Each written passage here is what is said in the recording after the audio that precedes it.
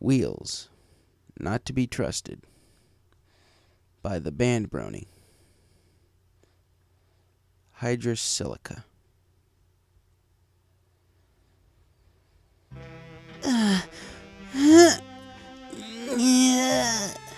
The Great and Powerful Trixie, or more accurately, the sweaty and dirt-caked Trixie, trudged dejectedly over the beaten path encircling Ponyville's not-so-scenic rock country. Each step she took forced her already depleted spirits deeper and deeper into the gutter. Stupid hills, always making traveling an inconvenience. What Trixie wouldn't give for some nice prairies to walk over? Struggling against the weight she bore on her back, Trixie ground her teeth and skittered up the mild rise in front of her, groaning with every tortuous step. Pausing at the apex of the bump to catch her breath, the mare grimaced as she attempted to stand upright and stretch. Ow! Ow! Stupid harness. Frustrated at the metal coupling that constantly dug into her sides, Trixie stiffened awkwardly as she attempted to bludgeon the protruding bits into submission. Unfortunately, all the repeated blows managed to accomplish was turning her withers into a polka-dot pattern of black and blue bruises. Growling, she craned her neck in a sorry attempt to pinpoint the source of her discomfort. Trying to visually inspect the faulty element, though, got her absolutely nowhere. With her semi-morose mood officially downgraded to dreadful, she finally gave up searching for a quick fix and lit up her horn, feeling for the clasps to release herself from the torture device cleverly disguised as a harness. Sighing in relief as the poking pain fell away from her along with the rest of the straps, the mare let her shoulders pop in appreciation of the lost weight as she rolled them around in their sockets. Ah, much better. Now to tackle the more pressing issues. Having sufficiently worked the kinks out of her weary muscles, Trixie went to work on adjusting the harness she so despised. Or she would have, if she knew how. The jumbled mess of leather straps and metal rings all seemed to do nothing but jingle mockingly at her face, flaunting her incompetence. This harness is hopeless. Maybe if Trixie were to... No, that's not it. What if she... No, that's not it either. Despite her best efforts to straighten out the offending straps, all she seemed to do was complicate the knots further. Groaning in frustration, she grabbed the hopelessly tangled yoke in her magical grip and flung it weakly against the wagon it was attached to. Fuming, Trixie grumbled. This carriage is stupid. Her nose scrunched up in the unbridled frustration. In fact, this road is stupid. This hill is stupid. This demonic bridle is stupid. And everything else in the whole wide world of Equestria is stupid. Having adequately vented her frustrations into the wind, Trixie huffed dejectedly into the dirt and slumped in place. First I'm ousted from that hick town Ponyville. Now the goddesses decide to torture me for their own satanic pleasure. Raising her snout to the sky, she trumpeted. I hope you're happy, you mouth-breathing sham of a diarch. All this shouting into space did nothing to ease the saddened show pony's pent-up angst. Defeatedly, she tossed a fierce glance at the wagon she called her home.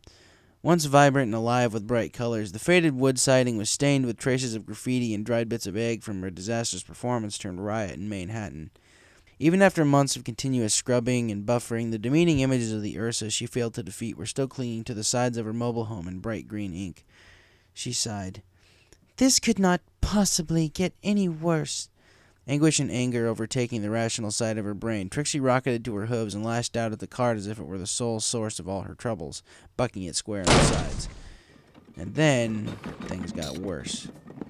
Her kick, while not intended to do any real damage, caused the wagon to shake on its axles. The brittle bolts that held the wheels in place, worn out from months of exposure and rust, rattled loudly as the unicorn's blow put undue amounts of stress on their weakened bodies. Oh no. Too late. Trixie realized her mistake and dove under the wheel well, fruitlessly attempting to coax the broken bearings into holding for just a few hundred miles longer. Don't break now, your master still has use for you. Don't fail me now, you simple hunks of metal. Unfortunately, her tough love approach only made the bolts whine louder. Finally, with a resounding ping, they separated from their housings and shot into the dirt, missing Trixie's visage by mere inches and throwing a cloud of debris in her eyes. As she flinched away from the small explosion of dirt, the cart above her began to wobble unsteadily on its unbraced supports. Before Trixie had time to recover from the stunning shower of dirt, the entire cart above her rocked violently to the side. Only a quick burst of magic saved the poor pony from being crushed under her own now less than mobile home.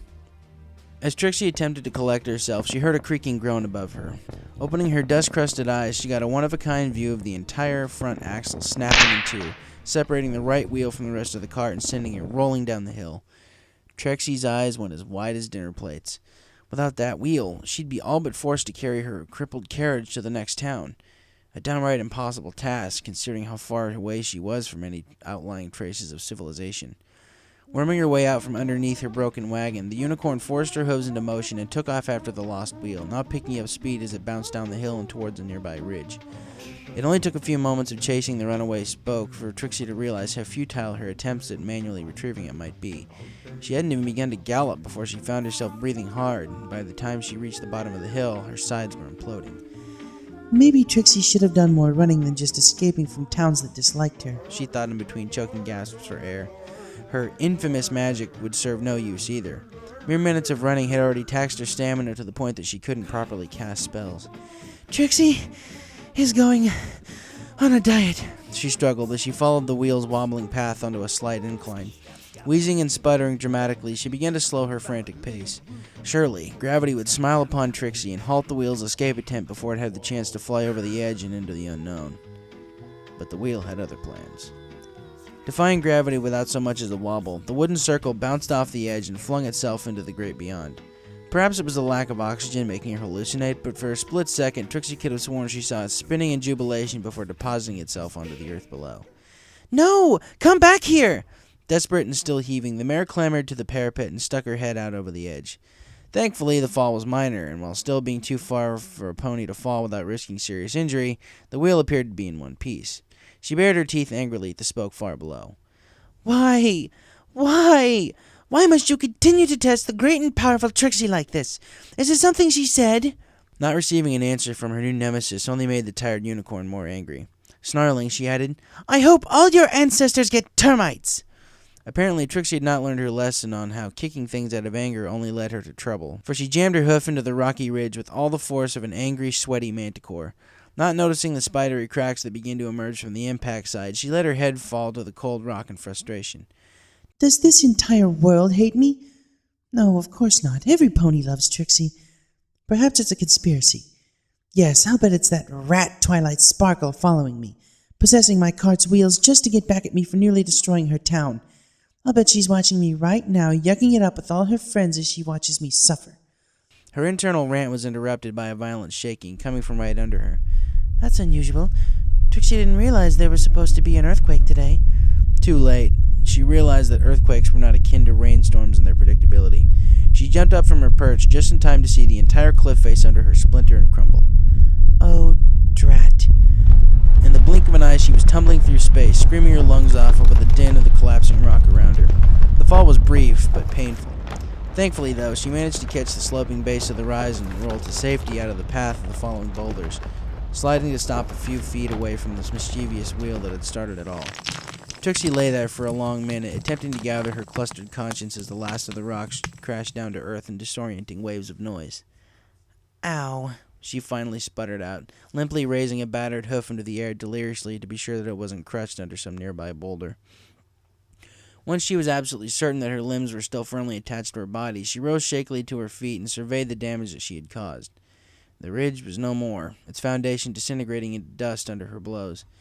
The miniature landslide carved out a massive U-shaped hole in the face of the cliff. She mumbled, still dazed from the fall. That rock must have been pretty brittle for it to crumble like that. Hydrosilica. Trixie spun on her hooves as the new voice popped up behind her, sucking in a raspy, startled breath. Them rocks there got little bits of iron and aluminum in 'em. They're real valuable. When they're whole, at least. Staring down Trixie with the intensity of a cockatrice was a solidly built earth pony stallion sporting a sharp set of graying sideburns. Most of his face was hidden beneath a dark, wide-brimmed hat, save for a fierce scowl sitting just under the brim. The pickaxe on his flank told Trixie that he must have been the owner of some nearby rock farm. Yes, that is good to know, farmer. Trixie was just, looking for a lost wheel. Spying the missing object lying still near a cluster of half-broken rock, she scuttled over to it without haste, effectively distancing herself from the obviously irate stallion. Ah, here it is. How convenient. Now, if you'll excuse me, I must be getting back to my travels.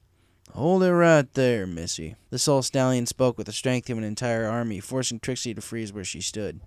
I saw that whole little escapade of yours, right down to you throwing a hissy fit and causing that little rock slide there. His legs bowed as his razor-sharp words sliced through Trixie's veil. You better be able to pay for all them rocks you just smashed. Unless you want to pick up a hammer and work off your debt on the farm, that is. Confound it, Trixie thought, turning her mind inside out, searching for something clever to say to worm her way out of this conundrum. You see, mister, Trixie was just venturing through this this wonderfully bland landscape on her way to Manhattan. She didn't mean to cause any troubles for you, rest assured. The deadly stare she received in response didn't exactly encourage her. Assurances don't pay for them boulders you just smashed. Not good. Trixie is losing him. Well, don't worry, sir, she hissed through clenched teeth. Trixie has more than enough bits back in her wagon to pay for that little rock collection of yours. It's just over that ridge, where that ridge used to be, I mean. Trixie's blushing, bashful smile did nothing to move the crotchety old pony in front of her. You mean that old wagon up yonder that just fell apart? Huh? Trixie recoiled in confusion. What are you yammering on about? Trixie's wagon is still almost fully operational, thank you very... Trixie cut herself off as she followed the stallion's gaze to the exposed hill in the very center of the ridge's new divot, focusing her gaze on the crest of the rise just in time to see the remaining axle on her precious cart, already strained under the weight of both ends of the wagon, snap and send the body of the cart to the ground. Trixie's eyes bugged. All she could do was stand stiffly in disbelieving silence as she watched her glorious mobile home come to rest on the ashen dirt, splaying the remaining wheels and any other parts not firmly attached out to its sides. My house! Blinding rage finally knocked Trixie out of her stupor. No, this can't be happening to me! Unconsciously, she took a shocked step backwards. In yet another cosmic stroke of misfortune, her retreating hoof landed directly in the spokes of the previously forgotten wheel. Before she even realized that she was falling, she felt the burning sting of pebbles impact themselves into her back. Her vision swam and she growled in pain. Gah! This stupid wheel! Believing the wheel to be a plausible scapegoat for her misfortune, she scrunched up her nose and let the poor thing have it. You insufferable waste of a tree! Do you know how worthless you are? There are whole warehouses dedicated to selling hundreds, no, thousands of you. Your existence has no meaning other than to turn in a circle, and you can't even do that correctly. In fact, I think I'm going to replace you the instant I get out of this Celestia-forsaken ashtray. The farmer, previously distracted with chuckling at the mare's uptight attitude, now furrowed his brow in annoyance. Hey, watch your mouth there, missy. That ashtray you're slamming is my home. Yeah, well, your home smells like a fire pit, quipped Trixie as she clambered back to her hooves. And you! She turned the brunt of her fury back towards the wheel. I'm going to build a nice campfire as soon as I recollect my things and burn you to a crisp. Want to know why? Because you're a worthless, pathetic, stupid wheel.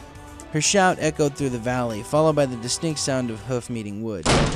And that is for not calling me the Great and Powerful Trixie, even when I asked you nicely to.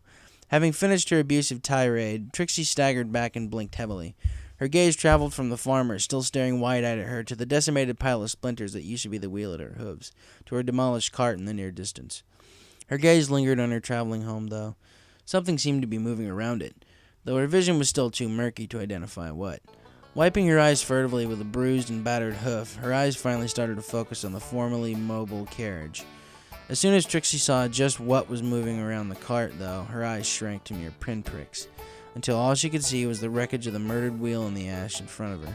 She didn't even bother looking up again as the remaining wheels, seeing the cold-blooded destruction of their brethren, shot up to attention and began to roll towards Trixie menacingly, picking up speed with each second as they crested the ridge and approached their new target.